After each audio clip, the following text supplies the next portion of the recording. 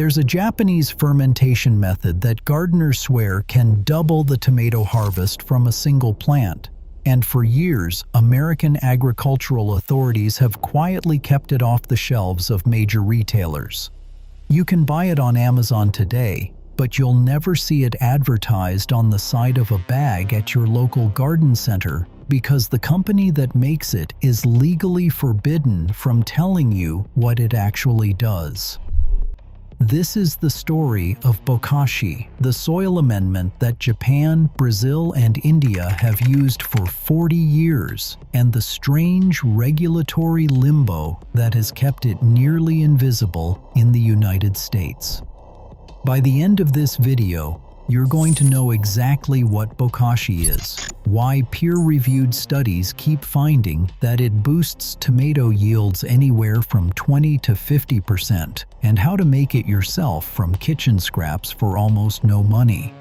You're also going to learn why the banned in the US headlines are partly marketing spin, and what the honest, evidence-based version of the story really looks like, because the truth is more interesting than the clickbait. Bokashi is a Japanese word that translates roughly to fermented organic matter. It was developed in 1982 by Dr. Teruo Higa, a horticultural scientist at the University of the Ryukyus in Okinawa. Dr. Higa was experimenting with combinations of soil microbes, looking for a blend that could outcompete pathogens and unlock nutrients that plants normally cannot reach. After years of trial and error, he settled on a specific consortium of lactic acid bacteria, yeasts, and phototrophic bacteria, and he called the formula EM1, short for effective microorganisms. That small bottle of brown liquid is the seed of everything that follows. Here is where things get interesting though, because Bokashi is not really compost in the way Americans understand the word. When you build a traditional compost pile in your backyard, you are relying on aerobic decomposition. Oxygen-loving bacteria break the material down, generate heat, and over several months produce a dark, crumbly humus.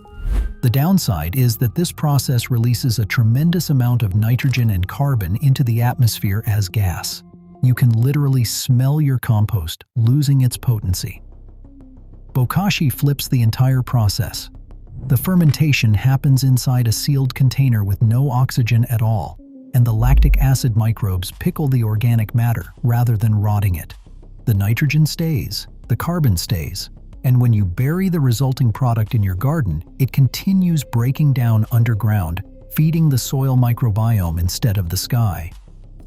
But there is a wrinkle in this story, and we will get to the regulatory mystery in just a moment, because first you need to understand why Japanese farmers built their entire greenhouse tomato industry around this practice. Bokashi rarely travels alone. It is almost always paired with something called kuntan, a rice hull biochar that Japanese rice farmers have produced since the 17th century. They burn the husks slowly in a cone-shaped chimney until the hulls turn jet black but never reduce to ash, creating a lightweight, porous carbon that holds water like a sponge and provides housing for the microbes that Bokashi introduces. Combine the two in a tomato bed, and you have created what amounts to a self-fertilizing, self-watering microbial city beneath your plants. Japanese tomatoes grown this way are famous for their sugar content and their disease resistance. American Extension Services, meanwhile, spent most of the 20th century dismissing anaerobic fermentation as nothing more than rot. They were wrong, but the cultural inertia held. So, what does the actual science say beyond the marketing copy? A comprehensive review published in the Journal of Horticultural Science and Biotechnology examined every controlled study they could find on EM and vegetable production. They found positive effects in 70% of the studies. Yield specifically improved in 84% of 22 documented reports. An MDPI horticulture trial focused on tomatoes found that Bokashi-treated plots produced the highest fruit yield of any treatment in the study, and the fruit diameter measurably increased. Mediterranean field trials have documented significant gains in antioxidant enzyme activity and lycopene content, meaning the tomatoes were not just bigger, they were nutritionally richer. This is not fringe science. This is replicated, published, peer-reviewed research that has been sitting in academic journals for the better part of 2 decades.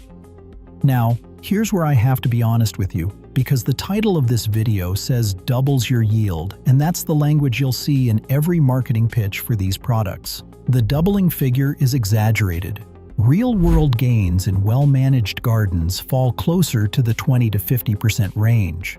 The dramatic doubling numbers almost always come from comparisons against depleted, unfertilized control plots, where any reasonable amendment would look miraculous. If your garden soil is already rich, you'll still see improvements, but they'll be incremental.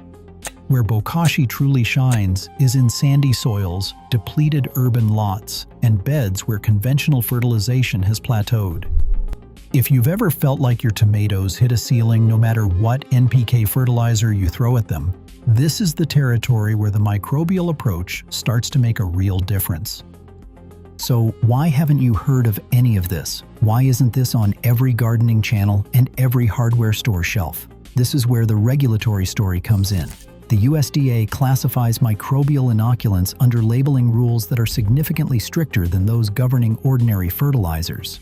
To legally claim on packaging that a product doubles yield or increases tomato production by 40%, a manufacturer would need to produce EPA-style efficacy data, including controlled multi-year field trials at certified research facilities.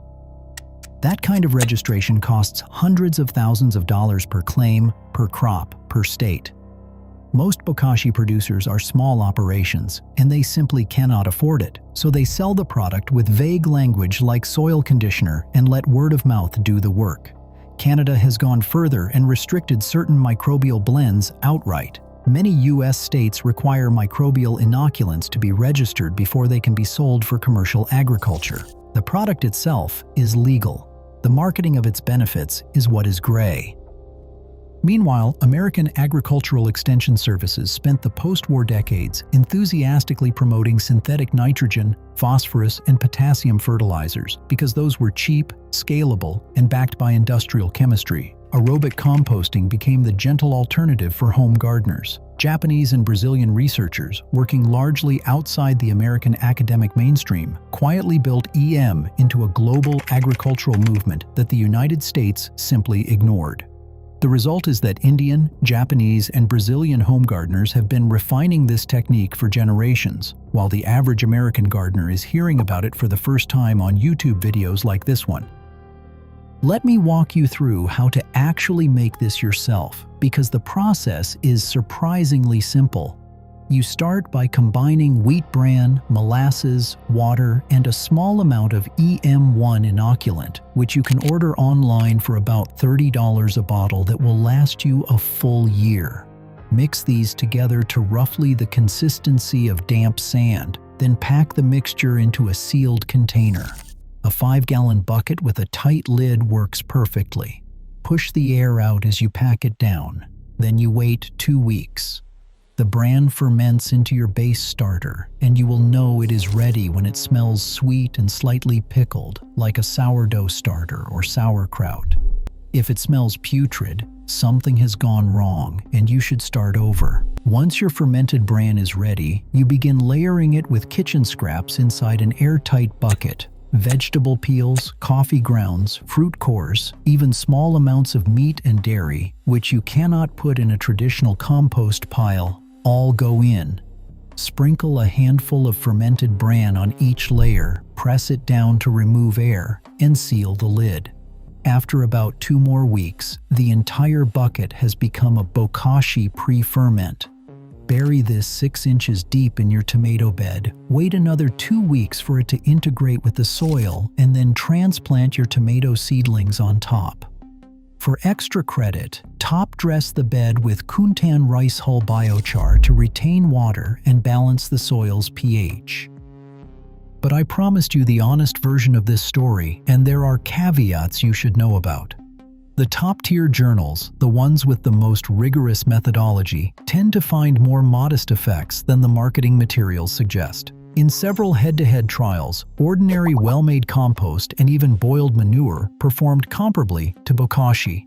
A study published in Agronomy for Sustainable Development found an unexpected trade-off, namely that fertilized tomatoes sometimes showed reduced natural defenses against certain insect pests, possibly because the lush, fast-growing foliage was simply more appetizing. A 2024 comparison study from the Vinci Research Group found that Trichoderma, a different microbial amendment, sometimes outperformed Bokashi in controlled trials. None of this means Bokashi does not work. It means it is not magic. It is a legitimate science-backed technique that recycles waste and improves soil, but it sits inside a larger toolkit of microbial amendments that gardeners and researchers are still exploring. So, here's the bottom line. The ban in the US framing is marketing spin, not legal reality. You can buy EM1 today and make Bokashi in your kitchen tonight, and no one is going to stop you.